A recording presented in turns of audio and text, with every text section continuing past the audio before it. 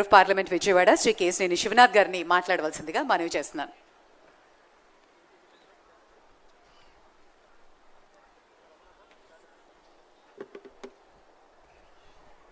అందరికీ నమస్కారం.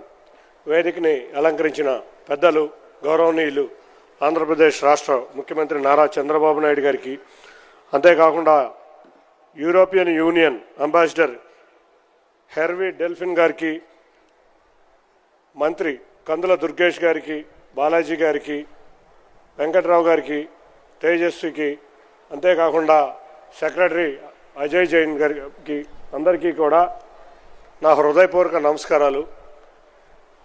అమరావతి ఆవకాయ్ ఈ కార్యక్రమాన్ని రాష్ట్ర ప్రభుత్వం ద్వారా ప్రతిష్టాత్మకంగా ప్రారంభించుకున్న ఈ కార్యక్రమం మనం మన ఆంధ్రప్రదేశ్ పునర్నిర్మాణంలో భాగంగా ఒక రాజధాని కాదు, ఒక అభివృద్ధే కాదు, ఒక సంక్షేమమే కాదు, ఒక సినిమా, ఒక కల్చర్, ఇటువంటి కార్యక్రమాలు కూడా మన రాష్ట్రంలో అభివృద్ధి చెందాలని గౌరవ ముఖ్యమంత్రి గారి కళల రూపం ఈ కార్యక్రమం. తప్పకుండా ఇటువంటి కార్యక్రమాల వల్ల మన ఇతర రాష్ట్రాలతో పోటీ పడటంలో అభివృద్ధిలోనే కాదు, మనం సాంకేతికంగానే కాదు, కళలను పోషిస్తాం. ఇవాళ సినిమా పరిశ్రమ ఒక చక్కటి పరిశ్రమ. ఇవాళ ఈ విజయవాడ అమరావతి నగరంలో ఎప్పటి నుంచో సినిమా పరిశ్రమ అభివృద్ధి చెంది ఉంది.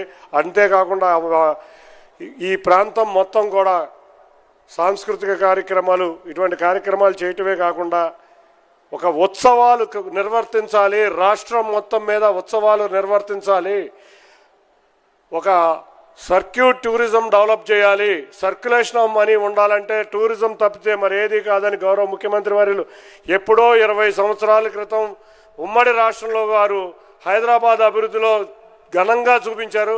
అట్లాగే మళ్ళీ ఇవాళ రాష్ట్రంలో ఎన్నో ఉత్సవాలు, వైజాగ్లో బీచ్ ఫెస్టివల్ అనుకుని, అంతేకాకుండా విజయవాడ ఉత్సవ్ ఈ ప్రాంతంలో ఇవాళ అమరావతి ఆవకాయ్, అంతేకాకుండా రేపు రాబోయే కాలంలో ఎక్కడికక్కడ ప్రతి సిటీలోకి ఒక ఫెస్టివల్ ఉండి అక్కడ ఉన్న ప్రతి ఒక్కళ్ళని, కళల్ని, కళాకారుల్ని పోషించే విధంగా తయారు చేస్తున్న మన ముఖ్యమంత్రి గారికి ధన్యవాదాలు తెలుపుకుంటున్నాం.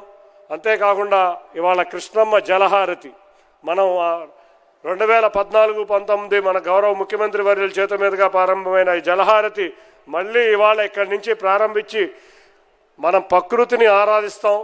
తప్పకుండా కృష్ణమ్మను ఆరాధించి ఆ రైతులకి సంక్షేమంగా ఉండాలి, అభివృద్ధి జరగాలని కోరుకున్న ముఖ్యమంత్రి వర్యుల చేతుల మీదుగా మళ్ళీ ఇవాళ కృష్ణమ్మ జలహారతులు ప్రారంభించుకోవడమే కాకుండా ఈ ప్రాంతంలో హౌస్ బోట్స్ను కూడా ఇక్కడికి తీసుకువచ్చి మొత్తం రాష్ట్రంలో ఉన్న అన్ని నదులలో కూడా ఈ హౌస్ బోట్స్ ఉండే విధంగా, టూరిజం డెవలప్ అయ్యే విధంగా కృషి చేస్తున్న ముఖ్యమంత్రి వారి గారికి ధన్యవాదాలు తెలుపుకుంటూ, తప్పకుండా రాబోయే కాలంలో అభివృద్ధిలోనే కాదు, సంక్షేమంలో కాదు, టూరిజంలో కూడా నెంబర్ 1 డెస్టినేషన్గా ఆంధ్రప్రదేశ్ ఉండాలని, ఉంటుంది, గౌరవ ముఖ్యమంత్రి వర్యుల చేతుల మీదుగా ఉంటుందని అందరికీ తెలుసు.